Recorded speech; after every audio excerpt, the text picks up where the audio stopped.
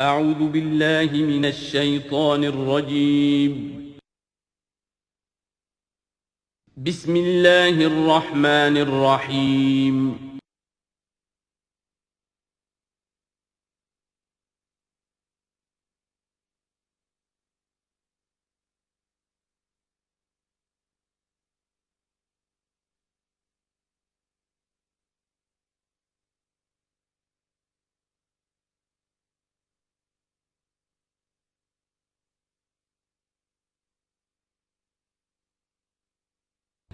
وَلَقَدْ أَرْسَلْنَا نُوحًا إِلَىٰ قَوْمِهِ إِنِّي لَكُمْ نَذِيرٌ مُّبِينٌ أَلَّا تَعْبُدُوا إِلَّا اللَّهَ إِنِّي أَخَافُ عَلَيْكُمْ عَذَابَ يَوْمٍ أَلِيمٍ صدق اللہ العظیم۔ سورہ ہود میں بھی اب جیسا کہ پہلے عرض کیا جا چکا ہے 6 رکوع جو ہیں انباء الرسل پر مشتمل ہے۔ جیسا کہ اس سے پہلے کئی مرتبہ عرض کر چکا ہوں، یہ 6 رسولوں کے حالات ہیں جو قرآن مجید میں کئی بار آئے ہیں۔ سب سے پہلے حضرت نوح علیہ السلام، پھر حضرت ہود، پھر حضرت صالح، پھر حضرت لوط، پھر حضرت شعیب اور پھر حضرت موسیٰ علیہ السلام۔ تو یہ جو نقشہ آپ کے سامنے اس وقت موجود ہے، اس سے آپ کو اندازہ ہو جائے گا کہ یہ پورا یوں سمجھیے ارض القرآن ہے۔ یہ قرآن مجید میں جن رسولوں کے حالات آئے ہیں وہ سب کے سب جو ہیں وہ اس خطے کے اندر وہ مبعوث کیے گئے۔ یہ داہنی طرف جو ہے وہ جو خلیج فارس ہے، یہ خلیج فارس سیدھا اوپر اگر لکیر چلی جائے گی اور ادھر سے یہ جو بحر قلزم ہے، اس کے جو یہ اوپر جا کے 2 کھاڑیاں بن گئی ہیں، تو وہ جو ہے خلیج عقبہ آخر میں اوپر اس سے لکیر جائے گی۔ تو یہ دونوں لکیریں جہاں جا کر مل جائیں گی، وہ اس نقشے میں ابھی نظر نہیں آ رہا، ذرا نیچے کیجئے تو شاید نظر آ جائے گا۔ یہ جگہ ہے جہاں پہ وہ سرخ نشان بنا ہوا ہے، یہ علاقہ ہے جہاں کہ حضرت نوح علیہ السلام کی قوم آباد تھی، اور معلوم ہوتا ہے کہ اس وقت تک نسل انسانی صرف اسی علاقے میں تھی۔ یہیں پر عذاب آیا ہے، بہت بڑا جو طوفان آیا ہے، اور اسی سے ذرا اور اوپر چل کر شمال کی طرف پہاڑی علاقہ ہے کوہ ارارات، اور اسی میں کوہ جودی ہے۔ یہ علاقہ ہے وہ کہ جس کے اندر حضرت نوح علیہ السلام کی قوم آباد تھی۔ اس کے بعد جب وہ حضرت نوح علیہ السلام اور ان کے جو بھی بیٹے تھے وہ بچ کر جب آباد ہوئے ہیں، تو پھر ان کا ایک بیٹا جو ہے حضرت سام، وہ عراق میں آ کر آباد ہو گئے۔ یہ جو سفید سا آپ کو نظر آ رہا ہے یہ عراق کا علاقہ ہے، یعنی اسی علاقے سے ذرا نیچے اترے اور عراق میں آباد ہو گئے۔ حضرت سام کی نسل میں پھر بہت سی قومیں پیدا ہوئی ہیں، تو انہی میں سے پھر ایک قوم ہے جو نیچے آئی ہے جزیرہ نما عرب کے بالکل جنوب میں۔ یہ جو علاقہ ہے یہاں پر یہ قوم، یہ احقاف کا علاقہ کہلاتا ہے، اور یہاں پر قوم ہود، اس قوم کا نام عاد ہے۔ حضرت سام کی نسل ہی میں سے کوئی بہت بڑا سردار اٹھا جس کا نام عاد تھا، اور عاد کی سے پھر ایک قوم شروع ہو گئی، وہ اس علاقے میں آباد تھی۔ اس کے ہاں جب شرک وغیرہ پیدا ہو گئے اور خرابیاں پیدا ہو گئیں تو اللہ تعالیٰ نے بہت سے نبی بھیجے، پھر آخر ایک رسول بھیجا، اور وہ حضرت ہود علیہ السلام ہے۔ ان کی دعوت کو رد کیا، یہ ہلاک کر دیے گئے۔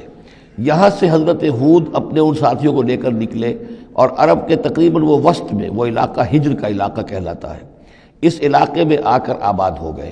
یہاں ان کے ہاں ایک بڑی شخصیت ابھری جس کا نام سمود تھا، تو اس سے یہ قوم سمود مشہور ہوئی ہے۔ انہوں نے میدانوں کے اندر محل بنائے، اور ساتھ ہی یہ ہے کہ جو پہاڑی علاقہ ہے بہت سخت گرینائٹ راکس ہیں، ان کو تراش کر ان کے اندر بھی مکان بنائے۔ یہ قوم سمود ہے۔ تو قوم نوح، قوم ہود، قوم سمود، یہ تینوں قومان جو ہیں حضرت ابراہیم علیہ السلام سے پہلے کی ہیں۔ اب پھر لوٹیے عراق کی طرف۔ عراق ہی میں جو قوم باقی رہی انہی میں حضرت ابراہیم علیہ السلام کی بعثت ہوئی ہے۔ لیکن حضرت ابراہیم علیہ السلام کے بارے میں یہ انداز جو انباء الرسل کا ہے وہ قرآن مجید میں کہیں نہیں ہے۔ یہاں پہ آپ دیکھیں گے سورہ ہود میں ان کا تذکرہ آئے گا، لیکن وہ قصص النبیین کے انداز میں تذکرہ آئے گا، انباء الرسل کے انداز میں نہیں آئے گا۔ حضرت ابراہیم یہاں سے، اور یہاں سے پھر انہوں نے ہجرت کی عراق سے، اور شام چلے گئے، پورا صحرا کراس کر کے شام میں جا کر، اور وہاں سے پھر انہوں نے اپنے بیٹے کو اسحاق کو آباد کیا۔ وہ جو سرخ نشان نظر آ رہا ہے آپ کو، یہ فلسطین کا علاقہ ہے۔ ایک بیٹے کو حضرت اسماعیل علیہ السلام کو یہاں مکے میں لا کر آباد کیا۔ اچھا، اس اپنے بھتیجے جو حضرت لوط علیہ السلام ان کے ساتھ ہی آئے تھے، ہجرت کی تھی انہوں نے عراق سے اور شام پہنچے تھے، ان کو بھیجا ہے بحیرہ ڈیڈ سی جو ہے، بحیرہ مردار، اس کے کنارے پر یہ شہر آباد تھے، عمورہ اور صدوم، وہاں بھیجا ہے۔ تو انباء الرسل کے ضمن میں پھر قوم سمود کے بعد ذکر آئے گا تو وہ قوم لوط کا آئے گا۔ البتہ حضرت ابراہیم علیہ السلام ہی کی ایک تیسری بیوی قطورہ، ان کی اولاد میں سے مدین نام کے بھی ایک تھے، اور ان سے جو قوم چلی قوم مدین، وہ خلیج عقبہ کے داہنی طرف جو ہے مشرق میں، یہ یہاں آباد ہوئے۔ یہ علاقہ ہے ان کا جہاں پہ کہ حضرت شعیب علیہ السلام کو بھیجا گیا، اس علاقے میں یہ مدین کا علاقہ ہے، اس میں حضرت شعیب علیہ السلام بھیجے گئے۔ اب یہ جو سینائی پیننسولا ہے تو ادھر جو ہے مصر ہے، وہ دریائے نیل نظر آ رہا ہے۔ یہاں سے یوں جو ہے حضرت یوسف علیہ السلام، چونکہ اب سورہ ہود کے بعد سورہ یوسف بھی آ جائے گی، تو حضرت یوسف علیہ السلام کو جب کہ ان کے بھائیوں نے کنویں میں پھینکا ہے اور وہ پھر قافلہ ان کو لے گیا ہے مصر، اور وہ پھر ذریعہ بن گئے پوری اس قوم کے مصر میں آنے کا، تو یہاں پھر حضرت موسیٰ علیہ السلام کی بعثت ہوئی ہے مصر میں۔ تو کل یہ علاقہ ہے کہ جن میں وہ انبیاء اور رسل جو ہیں مبعوث ہوئے ہیں کہ جن کا ذکر اکثر و بیشتر قرآن میں آتا ہے۔ لیکن جیسا کہ میں نے عرض کیا تھا، اس کا یہ مطلب نہیں ہے کہ صرف یہی رسول اور نبی آئے ہیں، دنیا میں اور بھی بہت سے نبی اور رسول آئے، لیکن قرآن میں تذکرہ انہی کا کیا گیا ہے کہ جن کا تذکرہ ان لوگوں کی اپنی روایات میں موجود تھا، جن کے ناموں سے یہ واقف تھے، لہذا انہی کے حوالے سے قرآن تو کتاب ہدایت ہے۔ ویسے تو ایک رسول کے قصے میں بھی وہ ساری ہدایت موجود ہے، اور 6 رسولوں کے قصوں میں بھی وہ ہدایت موجود ہے۔ اس حوالے سے یہ کہ سارے رسولوں کی تاریخ بیان کرنا یہ قرآن مجید کا موضوع نہیں ہے۔ آئیے اب متن کی طرف چلیے۔ وَلَقَدْ أَرْسَلْنَا نُوحًا إِلَىٰ قَوْمِهِ، اور ہم نے بھیجا نوح کو اس کی قوم کی طرف۔ إِنِّي لَكُمْ نَذِيرٌ مُّبِينٌ، انہوں نے کہا میں تمہارے لیے کھلا خبردار کر دینے والا ہوں۔ اللہ تعبدوا الا اللہ، کہ مت پوجو اللہ کے سوا کسی کو۔ انی اخاف علیکم عذاب یوم علیم، مجھے اندیشہ ہے تم پر ایک بڑے دردناک دن کے عذاب کا۔ فقال الملأ الذین کفروا من قومہ، تو کہا اس کے قوم کے ان سرداروں نے جنہوں نے کفر کی روش اختیار کی، ما نراک الا بشرا مثلنا، ہم نہیں دیکھتے اے نوح آپ کو مگر اپنے ہی جیسا ایک انسان۔ آپ کہاں سے اللہ کے رسول بن گئے، کیسے رسول بن گئے، کیسے اللہ نے چن لیا؟ آپ تو ہمارے جیسے ایک انسان ہیں۔ وما نراک اتبعک الا الذین هم اراذلنا بادی الرائے، اور اس سے بھی آگے بڑھ کر ہم نہیں دیکھتے مگر یہ کہ آپ کی پیروی کرنے والے تو وہ لوگ ہیں جو ہماری نگاہوں میں ذلیل ہیں، کمینے ہیں، نچلے طبقے کے لوگ ہیں، گھٹیا لوگ ہیں، بادی الرائے، بلا تعمل نظر آ رہا ہے کہ صرف کچھ کمی کاری لوگ آپ کے گرد جمع ہو گئے، کوئی معقول آدمی، کوئی سردار قوم کا کوئی آپ کے گرد آیا ہی نہیں۔ وما نرا لکم علینا من فضل، اور ہمیں کوئی نظر نہیں آتا کہ آپ پر کوئی ہمارے اوپر کوئی فضیلت آپ کو حاصل ہے، آپ کو اور آپ کے ساتھیوں کو، بل نظنکم کاذبین، بلکہ ہمارا گمان تو یہی ہے کہ آپ جھوٹ بول رہے ہیں۔ قال یا قوم ارأیتم ان کنت علی بینۃ من ربی، اب یہ ذرا اس صورت کے اندر بار بار یہ الفاظ آئیں گے۔ ایک فطرت سلیمہ جو پہلے سے تھی، اس کے بعد اللہ کی طرف سے وحی آ گئی، وہ گویا کہ اس کا شاہد ہے۔ انہوں نے کہا اے میری قوم کے لوگوں ذرا غور کرو، اگر میں پہلے سے بھی اپنے رب کی طرف سے بینہ پر تھا، تم جانتے ہو میں نے زندگی تمہارے مابین گزاری تھی، تم بھی جانتے ہو کہ میں ایک شریف النفس انسان تھا، میرا کردار، میرا اخلاق تمہارے سامنے تھا، میں بینہ پر تھا، میری فطرت مس نہیں ہوئی تھی، سلیم تھی۔ وآتانی رحمۃ من عنده، پھر اللہ نے مجھے رحمت بھی عطا فرما دی اپنے پاس سے، یعنی جو وحی آئی ہے میرے پاس وہ اللہ تعالیٰ کی رحمت ہے۔ فعمیت علیکم، اور وہ چیز وہ ہے کہ جس کو تمہاری آنکھوں سے مخفی رکھا ہے، اب میں کیا کروں، فرشتہ میرے پاس تو آتا ہے، وہی میرے پاس آتی ہے، یہ چیز جو ہے میرے تو تجربے میں ہے، بائی پرسنل ایکسپیرینس، لیکن یہ کہ تم سے یہ چھپا کر رکھی گئی ہے۔ انلزمکموہا وانتم لہا کارہون، بہرحال ہم زبردستی چپکا نہیں سکتے اپنی یہ بات آپ لوگوں کو، اگر آپ کو پسند نہیں ہے، اگر بیزار ہیں تو یہ اختیار ہمارے پاس نہیں ہے کہ ہم زبردستی آپ کو ان باتوں کا قائل کر دیں اور یہ باتیں لازماً آپ پر تھوپ دیں۔ بیا قوم لا اسألکم علیہ مالا، اور میری قوم کے لوگوں دیکھو میں تم سے کوئی اجرت نہیں مانگتا، مال طلب نہیں کرتا، کوئی تاوان تم پر نہیں ڈالا ہے۔ ان اجریہ الا علی اللہ، نہیں ہے میرا اجر مگر اللہ کے ذمے۔ وما انا بطارد الذین آمنوا، اور جن کو تم کہہ رہے ہو یہ گھٹیا لوگ ہیں، کمی کاری لوگ ہیں، کمین لوگ ہیں، میں ان کو اپنے پاس سے دھتکار نہیں سکتا، میں یہاں سے کھدیڑ نہیں سکتا ان کو، میں نہیں ہوں کھدیڑنے والا ان کو اپنے پاس سے۔ انہم ملاقو ربہم، یہ اپنے رب سے ملاقات کریں گے۔ ولیکنی اراکم قوما تجہلون، لیکن میں دیکھتا ہوں کہ تم ضرور جہل میں اور جہالت میں مبتلا ہو گئے ہو۔ وَيَا قَوْمِ مَن يَنصُرُنِي مِنَ اللَّهِ إِن طَرَدتُّهُمْ، اور میری قوم کے لوگوں سوچو اگر میں ان اہل ایمان کو اپنے ہاتھ سے ہانک دوں، یہاں سے بھگا دوں، یہاں سے دھتکار دوں، تو کون مدد کرے گا میری اللہ کے مقابلے میں؟ یہ اللہ کے ماننے والے، اللہ کے چاہنے والے، اللہ کا ذکر کرنے والے، اللہ سے دعائیں مانگنے والے، اللہ کے روح انور کے یہ طالب ہیں، اس کی رضا جو ہیں۔ افلا تذکرون، تو کیا تم نصیحت اخذ نہیں کرتے؟ ولا اقول لکم عندی خزائن اللہ، وہی بات جو حضور سے ہم پڑھ چکے ہیں پہلے، اور میں نہیں کہتا تم سے کہ میرے پاس اللہ کے خزانے ہیں، میں نے کب کہا ہے کہ میرا اختیار ہے اللہ کے خزانوں پر؟ ولا اعلم الغیب، نہ میں غیب کا علم رکھتا ہوں۔ ولا اقول انی ملک، نہ میں یہ کہتا ہوں کہ میں کوئی فرشتہ ہوں۔ ولا اقول للذین تزدری اعینکم، اور نہ میں یہ کہتا ہوں ان لوگوں کے بارے میں جنہیں تمہاری آنکھیں حقیر دیکھ رہی ہیں، تم حقارت کے ساتھ دیکھ رہے ہو، لن یؤتیہم اللہ خیرا، میں تو نہیں کہہ سکتا کہ اللہ تعالیٰ انہیں کوئی خیر نہیں دے گا۔ کیا پتہ تم اندازہ بھی نہ کر سکو کیا مقامات بلند اللہ ان کو عطا کرے گا جنت میں، یہ کس طریقے سے اللہ تعالیٰ کے فراح و ریحان و جنت و نعیم سے جو ہے وہ مشرف ہوں گے۔ لا اقول انی ملک ولا اقول للذین تزدری اعینکم لن یؤتیہم اللہ خیرا، اللہ اعلم بما فی انفسہم، جو کچھ ان کے جیوں میں ہے، دلوں میں، اللہ خوب جانتا ہے کس کے دل میں کتنا خلوص ہے، کتنی محبت ہے اللہ کے ساتھ، کتنی شوق ہے، کتنا شوق ہے اللہ سے ملاقات کا، تو یہ اللہ جانتا ہے۔ انی اذا لمن الظالمین، اگر میں تمہارے ان طعنوں سے تنگ آ کر میں ان کو اپنے پاس سے اٹھا دوں، بھگا دوں، تو پھر یہ کہ میں تو خود ظالموں میں سے ہو جاؤں گا۔ قالوا یا نوح، انہوں نے کہا اے نوح قد جادلتنا، تم نے ہم سے خوب جھگڑا کیا، فاکثرت جدالنا، اور بہت جھگڑا کر لیا تم نے، یعنی یہ کہ جب وہ بالکل ان تمام باتوں کے جواب میں خاموش ہونے پر مجبور ہو گئے، معقول بات ہے جو جواب دیا جا رہا ہے، ان کے پاس اب کوئی جواب نہیں ہے اس کا۔ فاتنا بما تعدنا ان كنت من الصادقین، اب آخری بات وہی ضد اور ہٹ درمی کی، تو پھر لے آؤ جس چیز کی ہمیں دھمکی دے رہے ہو، اگر تم سچے ہو وہ عذاب لے آؤ۔ اب ہم جو ہے ہمارے کان پک گئے ہیں تمہارے یہ بات سنتے سنتے، اور تم سے یہ مذاکرہ اور مجادلہ اور مناظرہ جو ہے مزید ہم جاری نہیں رکھنا چاہتے۔ قال انما یاتیکم بہ اللہ ان شاء، انہوں نے فرمایا کہ وہ تو اللہ لے آئے گا وہ عذاب تمہارے اوپر اگر وہ چاہے گا۔ انما یاتیکم بہ اللہ، وہ لائے گا تمہارے اوپر اللہ انشاء، اگر وہ چاہے گا۔ وما انتم بمعجزین، اور پھر تم اس کو تھکا نہیں سکو گے بھاگ کر، یعنی تم اسے ہرا نہیں سکو گے، تم اس سے بچ کر بھاگ نہیں سکو گے۔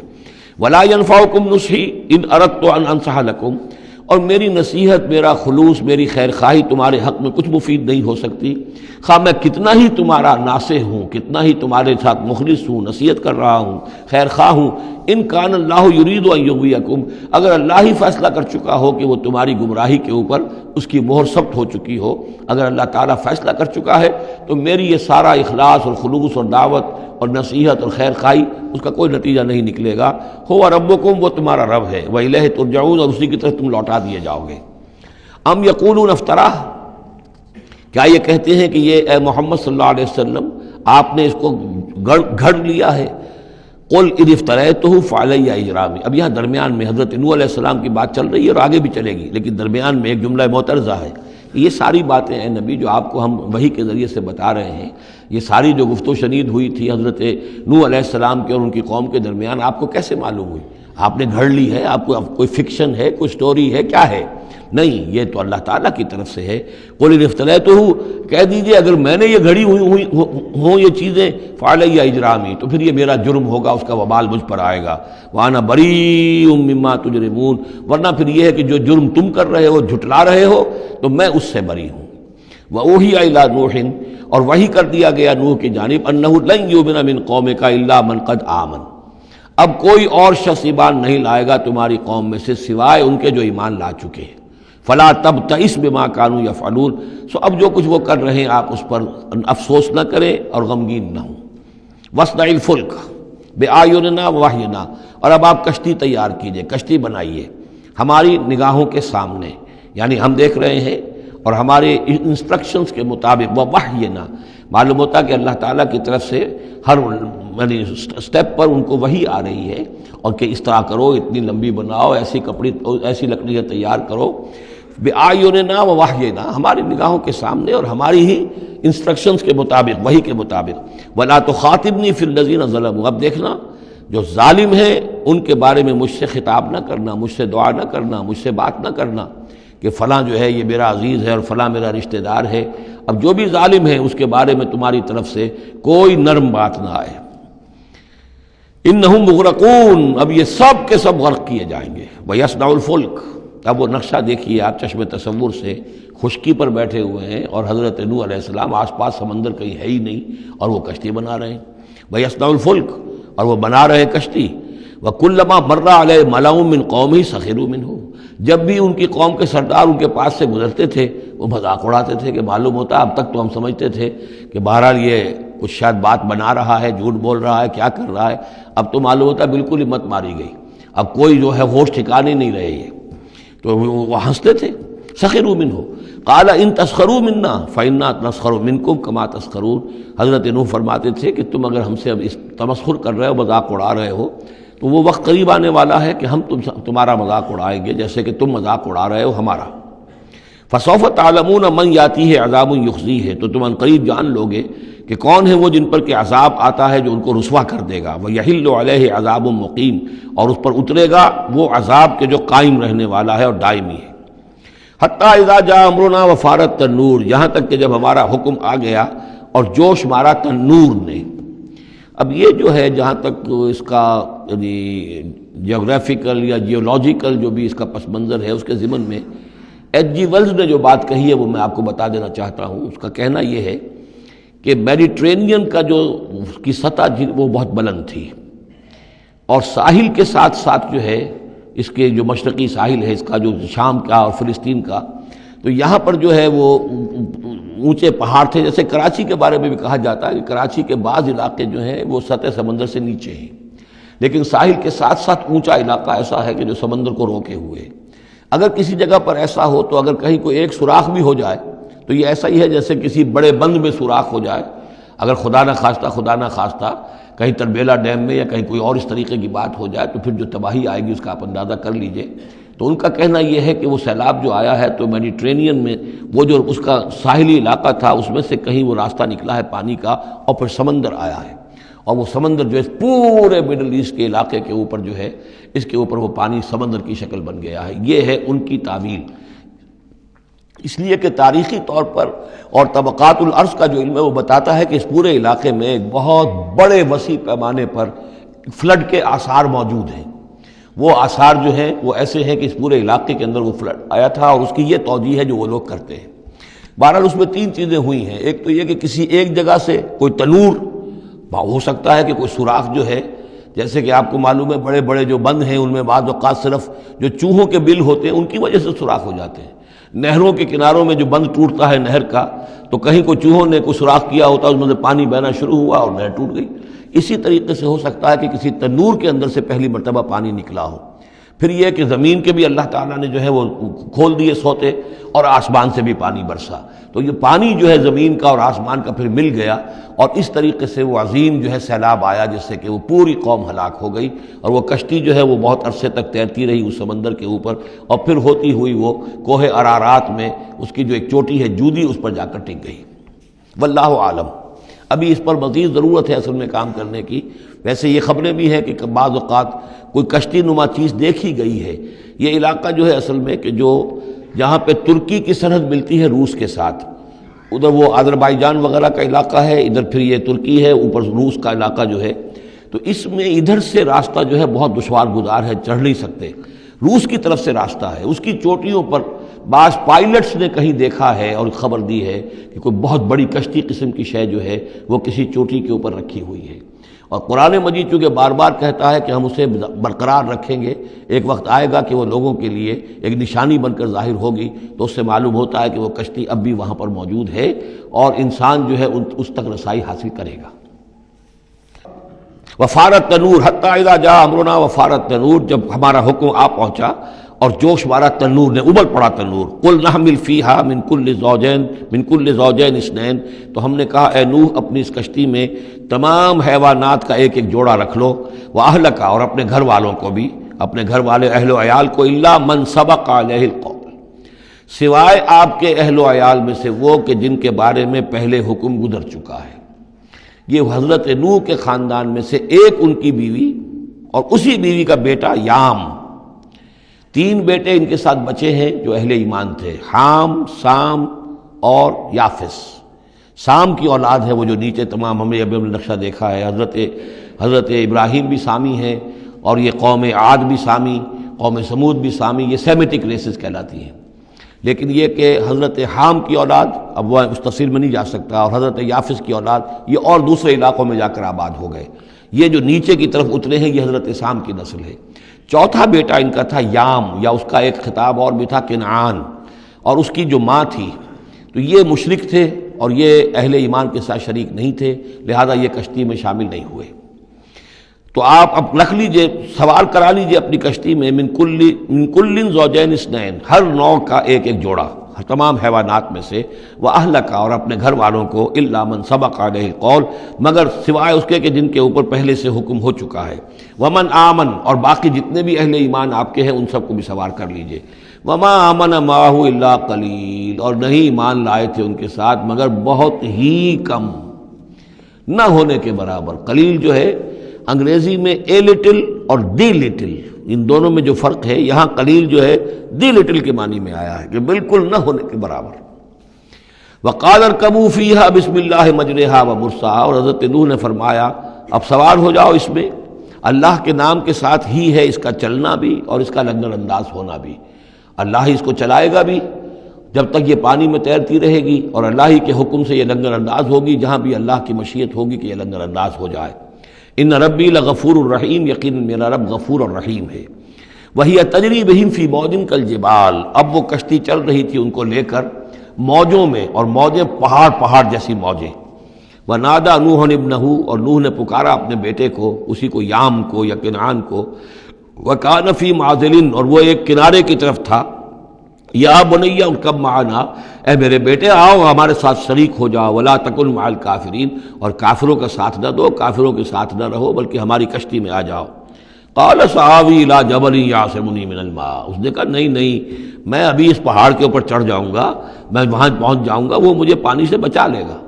قال لا عاصم اليوم من امر اللہ الا من رحم، حضرت نوح نے فرمایا نہیں، آج کے دن کوئی شے بچانے والی نہیں ہے اللہ کے امر سے سوائے اس کے جس پر اللہ ہی رحم فرما دے۔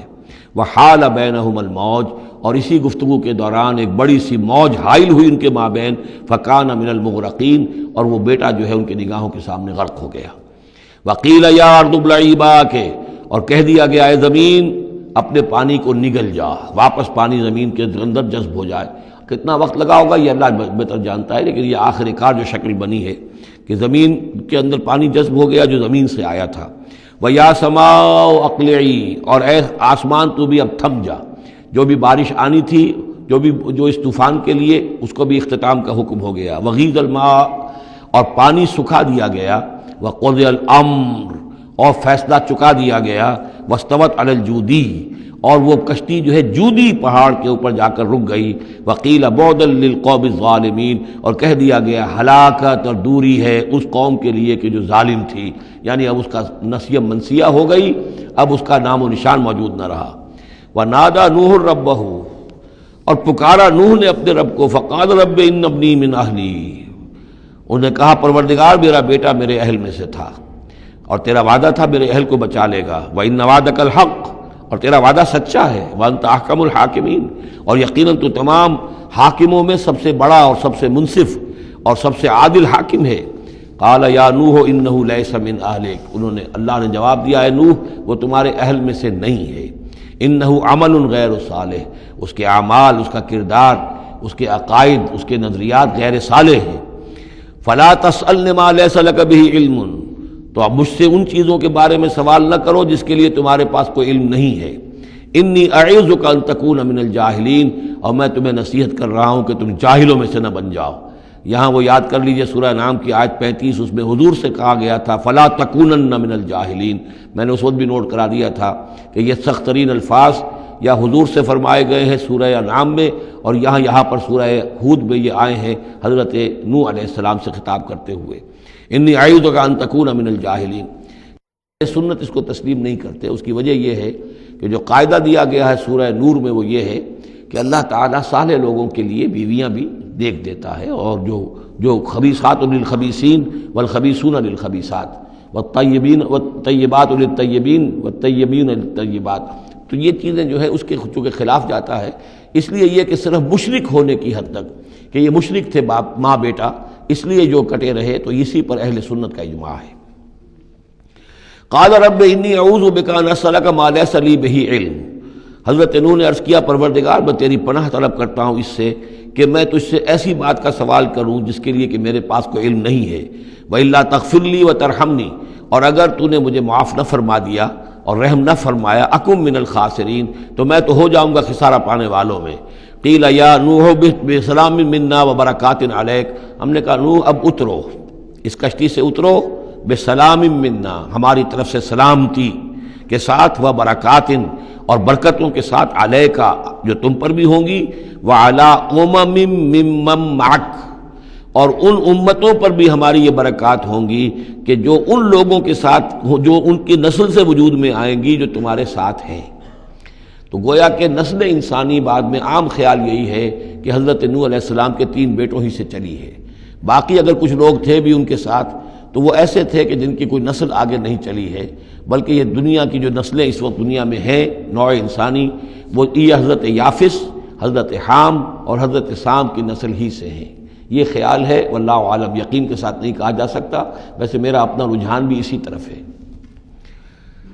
حضرت یافس کی اولاد جو ہے وہ یہ جو پہاڑی علاقہ ہے، جیسا کہ ابھی آپ نے نقشے میں دیکھا تھا، اس سے اوپر جو ہے یہ سینٹرل ایشیا کے پہاڑ ہیں، اس پہاڑ کو کراس کیا انہوں نے، اور وہ جو پھر میدانی علاقہ ہے روس کا، اور اس کی طرف سے ہوتے ہوتے وہ سیرائے گوبی سے ہوتے ہوئے چین کا، تو حضرت یافس کی اولاد ادھر پھیل گئی ہے، یورپ سے لے کر اور چائنا تک، یہ سب یافس کی نسل ہے۔ حضرت حام کی اولاد مشرق اور مغرب میں چلی گئی، اسی پہاڑی سلسلے کے دامن میں ہوتی ہوئی، ایک شاخ ان کی ایران ہوتے ہوئے بھارت چلی گئی، انڈیا چلی گئی، سندھ اور ہند، اور ایک شاخ جو ہے سینائی پیننسولا کراس کر کے یہ سوڈان اور مصر چلی گئی۔ یہ ہے حضرت حام کی نسل میں سے۔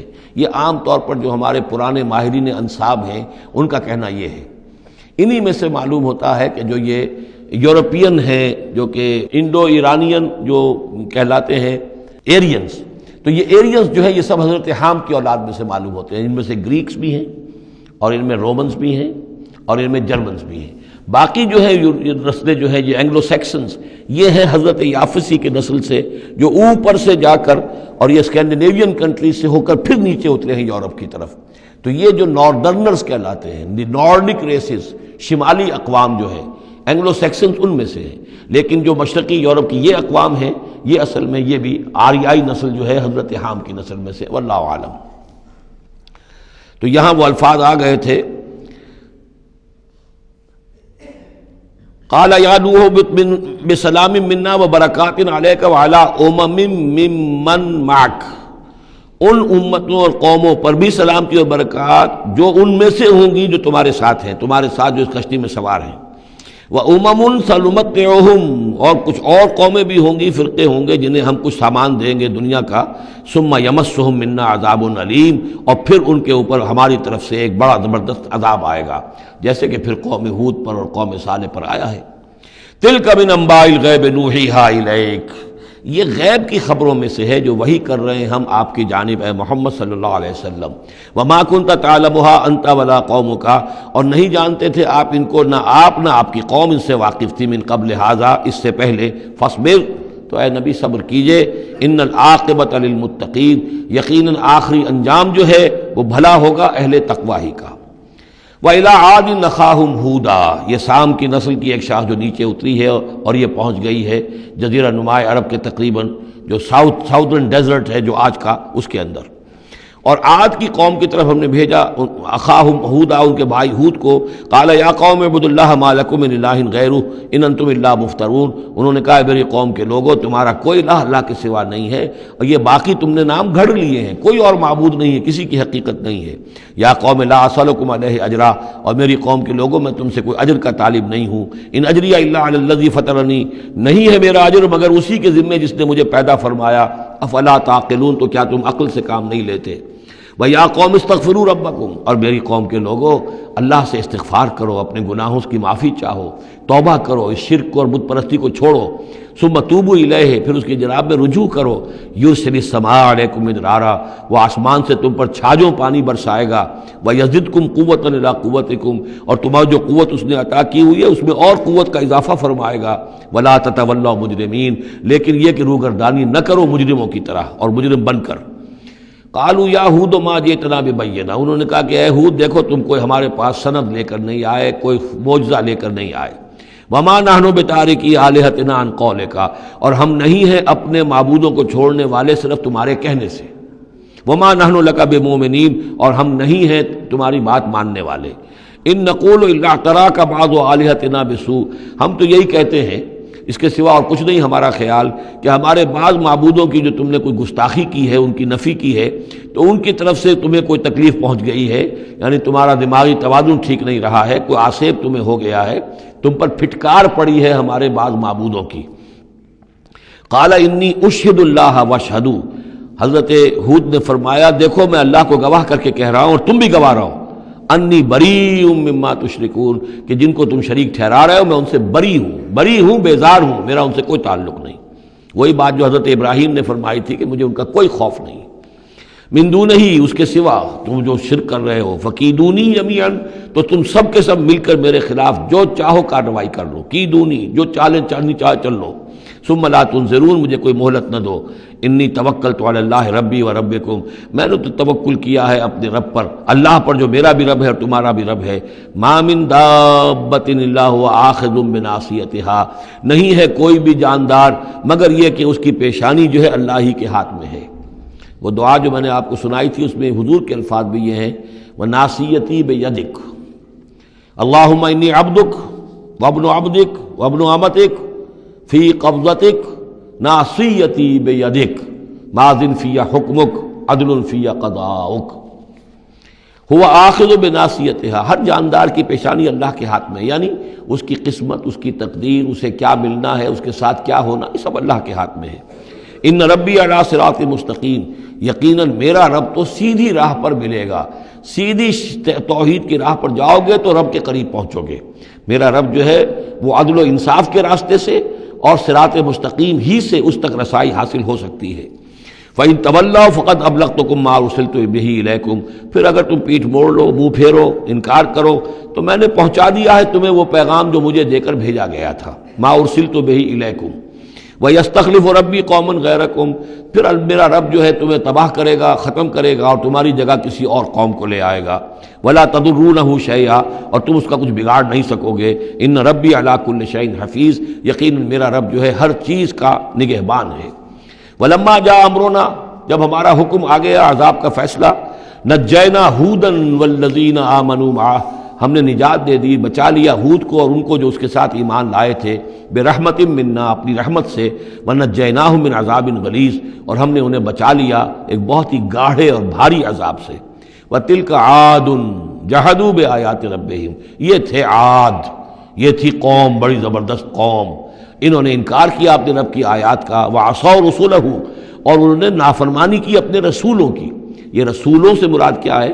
اصل میں انبیاء تو آتے رہتے ہیں، آخر میں پھر رسول آتا ہے، چھوٹے چھوٹے، جس طریقے سے کہ اللہ تعالیٰ کی طرف سے سمجھانے کے لیے ان کے معلمین کی حیثیت سے، تو وہاں پہ ان کو بھی رسول کہہ دیا گیا۔ جیسا کہ میں نے کہا تھا قرآن مجید میں یہ الفاظ ایک دوسرے کی جگہ آ جاتے ہیں۔ وَاتَّبَعُوا أَمْرَ كُلِّ جَبَّارٍ عَنِيدٍ، انہوں نے رسولوں کی تو نافرمانی کی اور پیروی کی ان کے حکم کی جو سرکش تھے اور مخالف تھے۔ وَأُتْبِعُوا فِي هَذِهِ الدُّنْيَا لَعْنَةً، اور ان کے پیچھے لگا دی گئی اس دنیا میں بھی لعنت، وَيَوْمَ الْقِيَامَةِ، اور قیامت کے دن کے لیے بھی۔ أَلَا إِنَّ عَادًا كَفَرُوا رَبَّهُمْ، آگاہ ہو جاؤ قوم عاد نے اپنے رب کا کفر کیا تھا۔ أَلَا بُعْدًا لِعَادٍ قوم ہود، سن لو پھٹکار ہے عاد پر جو قوم ہود تھی، جس کی طرف حضرت ہود علیہ السلام کو بھیجا گیا۔ وَإِلَىٰ ثَمُودَ أَخَاهُمْ صَالِحًا، اب ان میں سے جو لوگ بچے تھے وہ پھر آگے وسطی علاقے کی طرف گئے ہیں اور وہاں ہجر کے علاقے میں جا کے آباد ہوئے، وہاں سمود نام کی ایک بڑی قوم ابھری، اور ان کے اندر بھی جب پھر وہی خرابیاں آ گئیں، وہی شیطان نے ان کو پٹی پڑھائی، وہی بت پرستی شروع ہو گئی، وہی ان کے معبود ہو گئے، تراش لیے انہوں نے۔ تو الی ثمود اخاہم صالحا، سمود کی طرف ہم نے بھیجا ان کے بھائی صالح کو. قال یا قوم اعبدوا اللہ ما لکم من الہ غیرہ، انہوں نے فرمایا کہ اے میری قوم کے لوگو اللہ کی بندگی کرو، تمہارا کوئی معبود اس کے سوا نہیں ہے. ہوا انشاکم من الارض، اس نے تمہیں زمین سے اٹھایا ہے، ابھارا ہے، بنایا ہے زمین سے. واستعمرکم فیہا، اور اس میں تم کو آباد کیا ہے. فاستغفروہ، تو اس سے استغفار کرو، اس سے اپنے گناہ بخشواؤ. ثم توبوا الیہ، اور پھر اس کی جانب میں رجوع کرو. ان ربی قریب مجیب، یقین میرا رب قریب ہے اور دعا کا قبول کرنے والا ہے. قالوا یا صالح قد كنت فینا مرجوا، انہوں نے کہا ہے صالح تم سے تو ہماری بڑی امیدیں وابستہ تھی. ظاہر بات ہے کہ ایک شخص جو ہے جس کو اللہ چنتا تھا اپنے اخلاق میں، سمجھ میں، فہم میں، فطانت میں وہ ممتاز ہوتے تھے، تو ہم سمجھتے تھے تم آباء و اجداد کا نام روشن کرو گے. یہ تم نے کیا کیا؟ تم نے تو کہنا شروع کر دیا کہ آباء و اجداد کے جو طریقے ہیں یہ غلط ہیں، ان کا دین غلط ہے، ان کے عقیدے غلط ہیں، ان کے معبود جن کو ہمارے آباء و اجداد پوجتے آئے ان کی کوئی حقیقت نہیں. ہم توقع کرتے تھے کہ تم قوم کا نام روشن کرو گے، تم آباء و اجداد کے لیے عزت کا اور ان کے لیے مزید جو ہے دنیا کے اندر ان کے ناموری کا سبب ذریعہ بنو گے. قالوا یا صالح قد كنت فینا مرجوا، تم سے تو ہمیں بہت سی امیدیں تھی قبل ھذا، اس سے پہلے. اتنہانا نعبد ما یعبد آباؤنا، یہ کیا ہوا تم ہمیں روک رہے ہو ان چیزوں کو پوجنے سے کہ جن کو ہمارے آباء و اجداد پوجتے تھے. وَإِنَّنَا لَفِي شَكٍّ مِّمَّا تَدْعُونَا إِلَيْهِ مُرِيبٍ، اور یقیناً جس چیز کی طرف تم ہمیں بلا رہے ہو اس کے بارے میں ہمیں شکوک و شبہات ہیں، ہمارا دل اس پر ٹھکتا نہیں ہے. قَالَ يَا قَوْمِ أَرَأَيْتُمْ إِن كُنتُ عَلَىٰ بَيِّنَةٍ مِّن رَّبِّي، وہی بات انہوں نے کہی اے میری قوم کے لوگوں سوچو، اگر میں پہلے سے بھی اپنے رب کی طرف سے بینہ پر تھا، میری فطرت سلیم تھی، تم دیکھتے تھے کہ میں تمہارے درمیان ایک اچھا آدمی تھا، صاف ستھرا کردار رکھنے والا انسان تھا، میری فطرت صالح تھی. وَآتَانِي مِنْهُ رَحْمَةً، اور اللہ نے پھر مجھے اپنے پاس سے رحمت عطا کر دی. اب وہی آ گئی، نبوت عطا کر دی گئی. فَمَن يَنصُرُنِي مِنَ اللَّهِ إِنْ عَصَيْتُهُ، تو اب اگر میں اللہ کی نافرمانی کروں تو مجھے کون بچائے گا اللہ سے؟ کون اس کی پکڑ سے مجھے بچا سکے گا؟ فما تزیدوننی غیر تقصیر، تو تم تو اضافہ نہیں کرو گے میرے لیے مگر خسارے کے اندر. تم چاہتے ہو کہ میں اپنی اس چیز کو چھوڑ کر اور آباء و اجداد کا نام لوں اور ان کے معبودوں کو پوجنا شروع کر دوں، تو تم تو میری تباہی کے در پہ ہو. وَيَا قَوْمِ هَٰذِهِ نَاقَةُ اللَّهِ لَكُمْ آیَةٌ، اور دیکھو میری قوم کے لوگوں، یہ اللہ کی اونٹنی ہے، تمہارے لیے ایک نشانی ہے. فَذَرُوهَا تَأْكُلْ فِي أَرْضِ اللَّهِ، اسے چھوڑے رکھو، یہ چرتی رہے اللہ کی زمین میں، جہاں چاہے جہاں سے چاہے کھائے. وَلَا تَمَسُّوهَا بِسُوءٍ، اور دیکھنا کسی برے ارادے سے اس کو ہاتھ نہ لگانا. فَيَأْخُذَكُمْ عَذَابٌ قَرِيبٌ، تو پھر تمہیں آ پکڑے گا وہ عذاب کہ جو اب دور نہیں ہے، قریب ہی ہے. فَعَقَرُوهَا، تو انہوں نے اس کی کونچیں کاٹ ڈالی، اس کو ہلاک کر دیا. فَقَالَ تَمَتَّعُوا فِي دَارِكُمْ ثَلَاثَةَ أَيَّامٍ، حضرت صالح نے فرمایا کہ اچھا ٹھیک ہے، اب تم اپنے گھروں کے اندر جو بھی کھانا پینا ہے، رچنا بسنا ہے، تین دن تک رہ لو اور بس لو.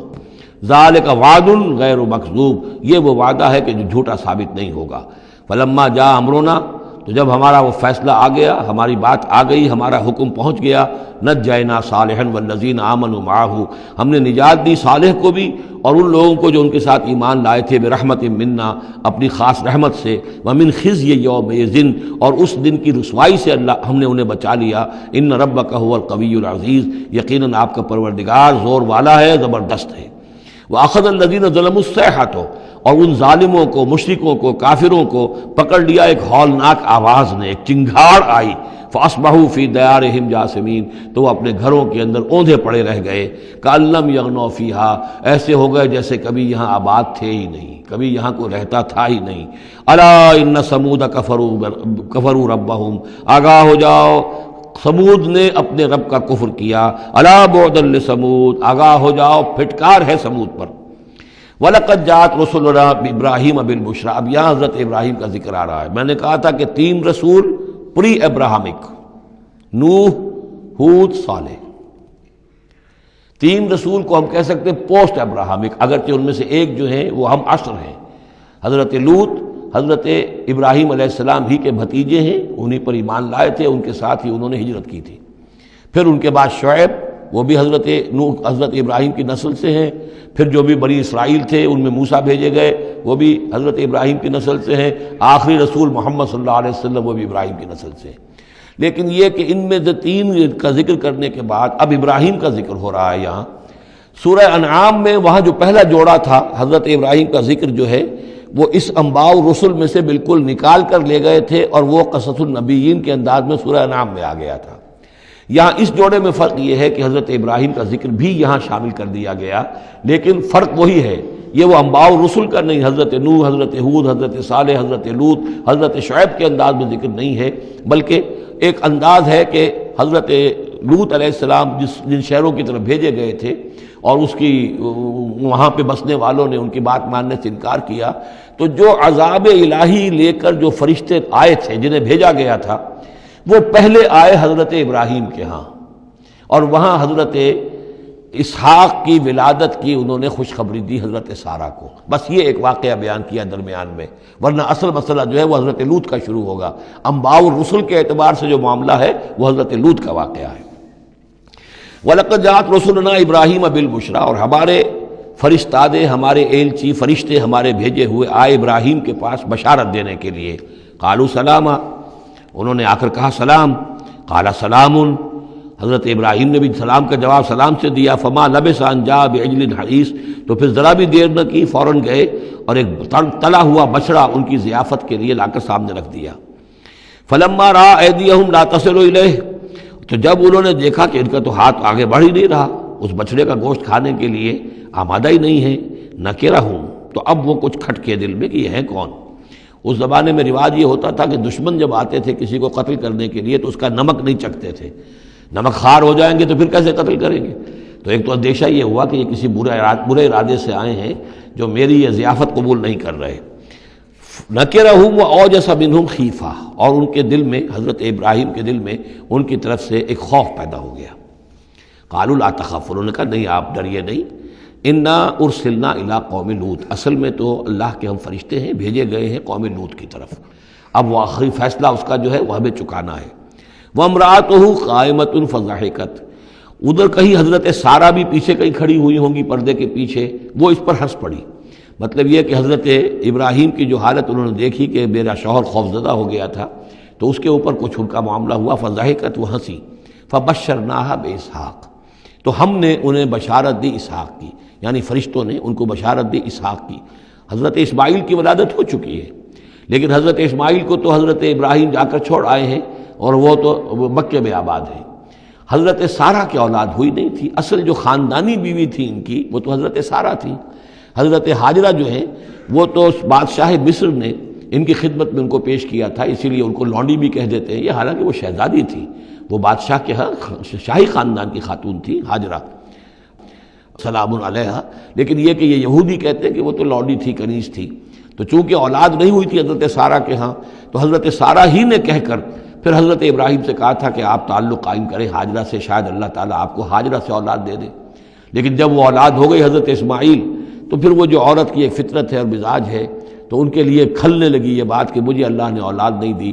اب ظاہر بات ہے کہ حضرت ابراہیم کی توجہ زیادہ ہو گئی ہوگی حضرت ہاجرہ کی طرف، اپنے بیٹے کی طرف، تو پھر وہ ذریعہ بن گیا کہ انہوں نے کہا کہ انہیں چھوڑ کر آؤ، اور اللہ کے حکم سے حضرت ابراہیم نے حضرت ہاجرہ کو اور حضرت اسماعیل کو وہاں بیت اللہ کے پاس، یا بیت اللہ جہاں بعد میں تعمیر ہونا تھا اس کی صرف بنیادیں اس وقت تھیں لیکن کوئی نشان اور نہیں تھا، وہاں چھوڑ دیا۔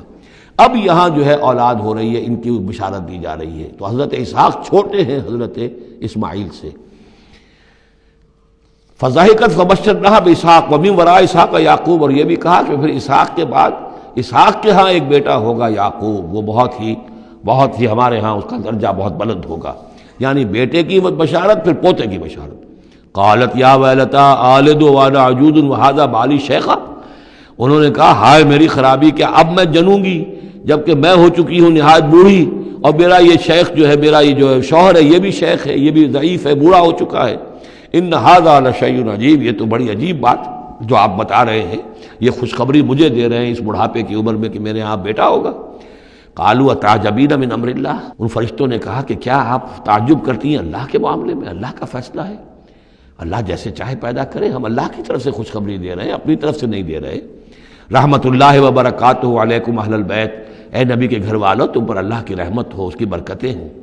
اب یہاں اہل البیت کو سمجھ لیجئے کس کے لیے ہے؟ حضرت سارہ کے لیے ہے۔ اہل بیت رسول ازواج مطہرات ہیں، ان کی ایکسٹینشن ہے جو حضور نے کہا ہے اللہم ہؤلاء اہل بیتی، اے اللہ یہ بھی میرے اہل بیت ہیں۔ حضرت فاطمہ، حضرت علی، حضرت حسن، حضرت حسین، وہ بھی اہل بیت میں یہ ایکسٹینشن ہے۔ اہل بیت اصلاً نبی کی بیوی، یہاں پر کس کے لیے آ رہا؟ حضرت سارہ کے لیے، گھر والے۔ ہم کہتے بھی ہیں گھر والے، گھر والے کون ہوتے ہیں؟ گھر والی تو بیوی ہوتی ہے۔ قالوا اتعجبین من امر اللہ رحمۃ اللہ وبرکاتہ علیکم اہل البیت انہ حمید مجید، یقیناً اللہ حمید ہے اور مجید ہے، بہت بزرگ ہے، بڑائیوں والا ہے، اور اپنی ذات میں ستودہ صفات ہے۔ فلما ذهب عن ابراہیم الروع، جب ابراہیم کا خوف جاتا رہا، وجاءت البشریٰ، اور یہ بشارت پہنچ گئی، ان کے لیے خوشی کی بات تھی کہ اب سارہ کے ہاں بھی اللہ تعالیٰ بیٹا عطا کرے گا۔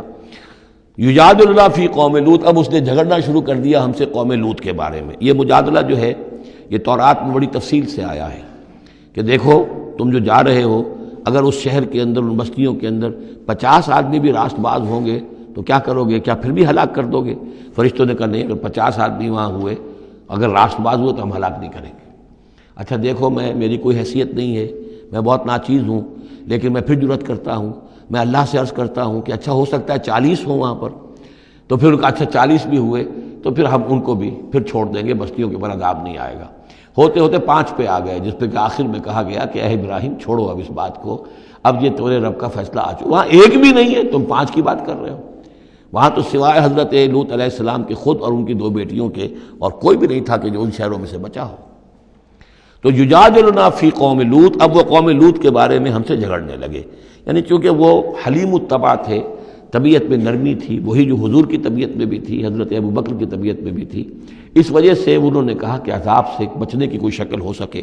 ان ابراہیم لحلیم اواہ منیب، 3 الفاظ جمع کر دیے گئے۔ یقیناً ابراہیم بہت ہی حلیم بھی تھا، بہت ہی نرم دل تھا، اور بہت ہی اللہ کی جناب میں رجوع کرنے والا تھا۔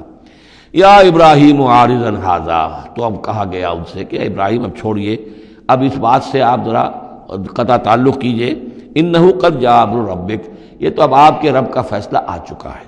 وَإِنَّهُمْ آتِيهِمْ عَذَابٌ غَيْرُ مَرْدُودٌ، اب ان پر وہ عذاب آ کر ہی رہے گا جسے لوٹایا نہیں جا سکے گا۔ وَلَمَّا جَاءَتْ رُسُلُنَا لُوطًا سِیءَ بِهِمْ وَضَاقَ بِهِمْ ذَرْعًا، تو جب آئے ہمارے یہ فرشتادے بھیجے ہوئے، ہمارے یہ پیغامبر، یہ فرشتے لوط کے پاس، سِیءَ بِهِمْ، کہ وہاں پر یہ بھیجے گئے تھے بہت خوبصورت لڑکوں کی شکل میں، اور ان کے ہاں جو تھا معاملہ، آپ کو معلوم ہے کہ جو امرت پرستی ان کے ہاں تھی اور جو سوڈمی تھی، تو یہ لڑکے خوبصورت آ گئے تو اس قوم کے لیے، تو ان کے لیے جشن ہو گیا کہ ہمارے لیے شکار آ گئے ہیں بہت اچھے، لوط کے ہاں بڑے عمدہ شکار پہنچے ہیں، لہذا وہ سب غول کے غول اب آ رہے ہیں، حضرت لوط علیہ السلام کے گھر پر چڑھائی کر رہے ہیں۔ تو جب ہمارے یہ فرشتادہ، ہمارے یہ جو نوجوان لڑکوں کی شکل میں جن کو بھیجا گیا تھا فرشتوں کو، وہ جب پہنچے حضرت لوط کے پاس، سِیءَ بِهِمْ، وہ ان کو دیکھ کر بہت غمگین ہوا کہ یہ بڑا میرے لیے، وَضَاقَ بِهِمْ ذَرْعًا، ان کا دل بڑا تنگ ہوا، وَقَالَ هَذَا يَوْمٌ عَصِیبٌ، اور انہوں نے کہا یہ تو میرے لیے بڑا سختی کا دن آ گیا ہے، میرے پاس اتنی طاقت نہیں ہے کہ میں ان بدبختوں کا مقابلہ کر سکوں، اپنے ان مہمانوں کو ان کی دست برد سے میں بچا سکوں۔ اور وہ لوگ جو ہیں جانتے تھے جس قسم کی خبیث ان کی تباہی ہو چکی تھی کہ وہ کسی اپیل اور کسی دلیل سے بعد آنے والے نہیں ہیں، تو اس سے ان کے دل کے اندر جو ہے وہ ایک عجیب کیفیت پیدا ہوئی۔ سِیءَ بِهِمْ وَضَاقَ بِهِمْ ذَرْعًا وَقَالَ هَذَا يَوْمٌ عَصِیبٌ وَجَاءَهُ قَوْمُهُ يُهْرَعُونَ إِلَیْهِ، اور اب آئی اس کی قوم اس کے پاس والہانہ دوڑتی ہوئی، بڑے خوشی سے ناچتے ہوئے آ رہے ہیں کہ آج تو ہمارے لیے جو ہے وہ بہت ہی عمدہ شکار پہنچ گیا ہے۔ وَمِن قَبْلُ كَانُوا يَعْمَلُونَ السَّیِّئَاتِ، اور وہ پہلے ہی سے ان گندے کاموں کے اندر ملوث تھے۔ قَالَ يَا قَوْمِ هَؤُلَاءِ بَنَاتِي هُنَّ أَطْهَرُ لَكُمْ، حضرت لوط نے فرمایا کہ دیکھو میری قوم کے لوگوں، میری بیٹیاں موجود ہیں، وہ تمہارے لیے بہت پاکیزہ ہیں۔ اس کے 2 معنی کیے گئے، ایک تو یہ کہ بیٹیوں سے مراد ہے کہ جو تمہاری بیویاں ہیں وہ میری بیٹیوں کے مانند ہیں۔ نبی جو ہوتا ہے وہ گویا کہ قوم کے لیے والد کی جگہ ہے، جیسے کہ قرآن مجید میں وَأَزْوَاجُهُ أُمَّهَاتُهُمْ، حضور کی تمام ازواج جو ہیں وہ پوری امت کے لیے ماؤں کے درجے میں ہیں، تو گویا کہ یہ میری بیٹیاں ہیں، اللہ نے تمہارے لیے ان کو پیدا کیا ہے، تمہارے لیے جوڑا بنایا ہے، وہ پاک جو ہے تمہارے لیے راستہ اپنی شہوت کی کے تقاضے کو پورا کرنے کے لیے صحیح راستہ اس کو چھوڑ کر، اور یہ بھی ہو سکتا ہے کہ انہوں نے اپنی بیٹیوں ہی کو پیش کیا ہو کہ تمہیں اگر کرنا ہی ہے تو نکاح کر لو، میں اپنی بیٹیاں تمہیں نکاح میں دینے کو تیار ہوں، لیکن میرے جو یہ مہمان ہیں ان کے بارے میں مجھے رسوا نہ کرو۔ قال یا قوم ہؤلاء بناتی ہن اطہر لکم فاتقوا اللہ ولا تخزون فی ضیفی، تو اللہ کا خوف کرو اور دیکھو مجھے میرے مہمانوں کے معاملے میں رسوا مت کرو۔ الیس منکم رجل رشید، کیا تم میں کوئی ایک آدمی بھی شریف اور کوئی ایک آدمی بھی نیک چلن نہیں رہا؟ یعنی کوئی تو تم میں سے ایسا نکل آتا جو میرا ساتھ دیتا، جو میری ہاں میں ہاں ملاتا، تم میں تو معلوم ہوتا کہ کوئی ایک شخص بھی شریف النفس باقی نہیں رہا۔ قالوا لقد علمت ما لنا فی بناتک من حق، انہوں نے کہا کہ اے لوط تمہیں خوب معلوم ہے تمہاری بیٹیوں پر ہمارا کوئی حق نہیں ہے۔ اس سے معلوم ہوتا ہے وہ دوسری ہی بات ہی زیادہ راجح ہے۔ وَإِنَّكَ لَتَعْلَمُ مَا نُرِيدُ، اور تم خوب جانتے ہو جو ہم چاہتے ہیں، یعنی باتیں مت بناؤ، ہماری توجہ جو ہے ادھر ادھر لے جانے کی کوشش نہ کرو، تم جانتے ہو ہم جو چاہتے ہیں، جس کے لیے ہم حاضر ہوئے ہیں، جس کے لیے ہم پہنچے ہیں۔ قَالَ لَوْ أَنَّ لِي بِكُمْ قُوَّةً، انہوں نے کہا کاش کہ میرے پاس تمہارے مقابلے کے لیے کوئی طاقت ہوتی، او آوی الی رکن شدید، یا وہ کوئی قلعہ ایسا ہوتا جس میں مضبوط میں جا کر پناہ لے لیتا اور تم سے اپنے آپ کو اور اپنے مہمانوں کو بچا لیتا۔ یہاں ہے اصل میں حضور صلی اللہ علیہ وسلم کی ایک حدیث میں الفاظ آئے ہیں، یرحم اللہ لوطا لقد کان یاوی الی رکن شدید، اللہ تعالیٰ رحم فرمائے لوط پر، وہ ایک مضبوط قلعے میں تھے، اللہ تعالیٰ کی حفاظت تو انہیں حاصل تھی، لیکن یہ کہ اس وقت جو صورت بن گئی تھی ان کے لیے، جیسے جب جادوگروں نے جو اپنے انچھر پھینکے تھے اور وہ بھی بن گئے تھے فرعون کے دربار میں، وہ بھی شکل اختیار کر لی تھی انہوں نے سانپوں کی، تو حضرت موسیٰ پر بھی وقتی طور پر خوف طاری ہو گیا تھا۔ تو بربنائے طب بشری خوف کا ہو جانا یہ کوئی نبوت کی عصمت کے منافی نہیں ہے۔ تو یہاں پر بھی اللہ تعالیٰ کی حفاظت تھی، اور جیسا کہ آیا فرشتوں نے پھر ذرا سا ایک ہاتھ ہلایا اور سب کے سب اندھے ہو گئے، وہ اس طرح کا معاملہ تفاصیل تورات میں ہے۔ قال لو ان لی بکم، لیکن جو حسرت کی کیفیت تھی اور جس طرح ضیق میں ان کی جان اس وقت آئی تھی، اس کا تصور کیجئے، کاش کہ میرے پاس تمہارے مقابلے کے لیے طاقت ہوتی، او آوی الی رکن شدید، یا کوئی ایسا ہوتا مضبوط مستحکم قلعہ جس میں جا کر میں پناہ لے لیتا۔ قالوا یا لوط انا رسول ربک، ان فرشتوں نے کہا اے لوط گھبرائیں نہیں، ہم آپ کے رب کے پیغامبر ہیں، بھیجے ہوئے ہیں، لن یصلوا الیک، یہ آپ تک پہنچ ہی نہیں پائیں گے، آپ کو کوئی گردن نہیں پہنچا سکیں گے، آپ بالکل اطمینان رکھیں۔ فَأَسْرِ بِأَهْلِكَ بِقِطْعٍ مِّنَ اللَّيْلِ، ابھی رات کا ایک حصہ جو باقی ہے اس میں آپ اپنے اہل کو لے کر، اپنے گھر والوں کو لے کر نکل جائیے اس بستی سے۔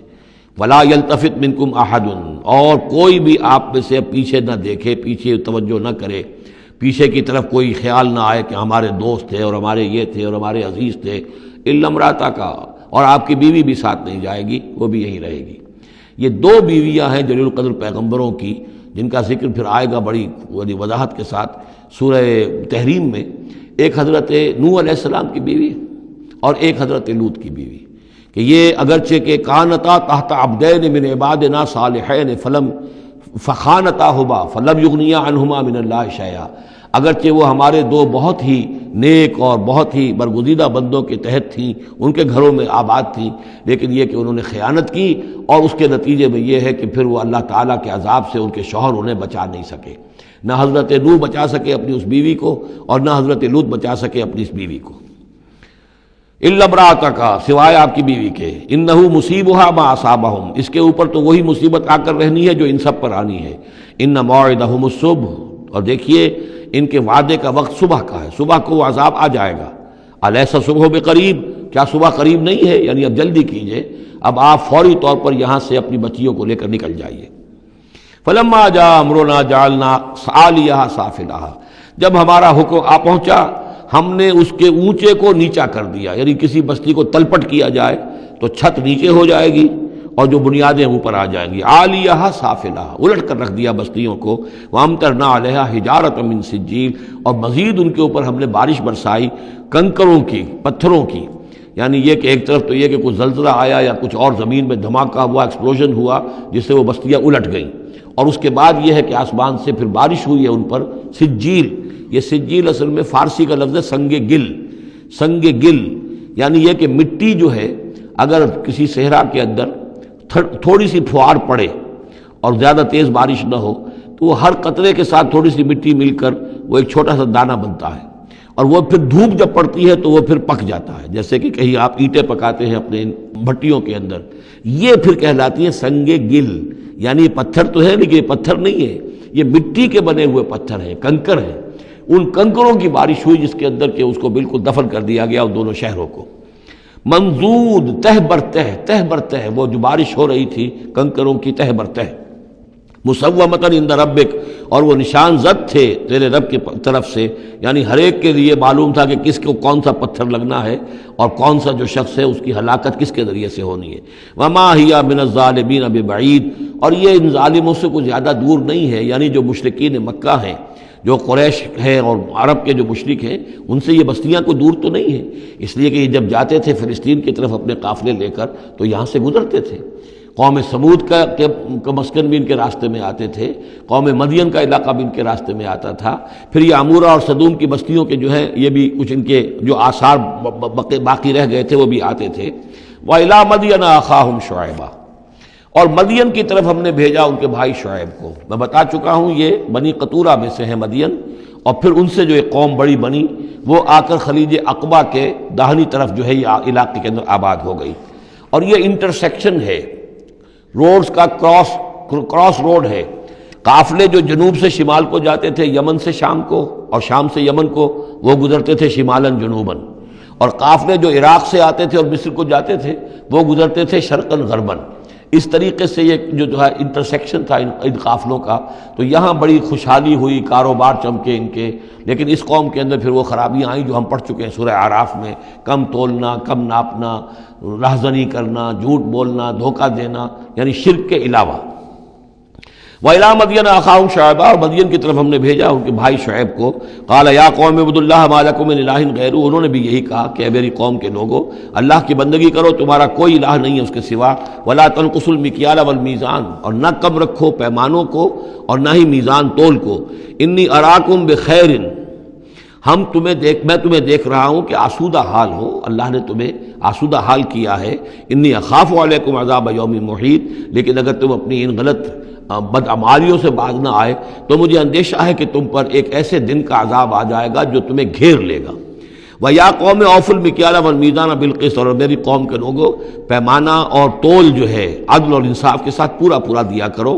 وَلَا تَبْخَسُوا النَّاسَ أَشْيَاءَهُمْ، اور مت کم کیا کرو، گھٹایا کرو لوگوں کے لیے ان کے سامان۔ وَلَا تَعْثَوْا فِي الْأَرْضِ مُفْسِدِينَ، اور نہ ہی زمین میں فساد مچاتے پھرو۔ بقیت اللہ خیر لکم، جو بھی اللہ کی طرف سے بچت ہو جائے، صحیح تولو، صحیح ناپو، پھر جو بچ جائے تو گویا کہ وہ اللہ تعالیٰ کی طرف سے تمہیں ایک نفع ہے جو اللہ نے دیا ہے، تو جو بھی صحیح تجارت کرتے ہوئے بچت ہو جائے، نفع ہو جائے، وہ بقیت اللہ ہے۔ بقیت اللہ خیر لکم ان کنتم مؤمنین، اگر تم مومن ہو، اگر مانتے ہو میری بات کو، ماننے والے ہو تو وہ تمہارے لیے بہتر ہے۔ وما انا علیکم بحفیظ، لیکن میں تمہارے اوپر کوئی نگران اور نگہبان نہیں ہوں، میں ٹھیکیدار نہیں ہوں، میرا کوئی زور تم پر نہیں چل رہا، میں تمہیں سمجھا رہا ہوں اور نیکی کی تلقین کر رہا ہوں۔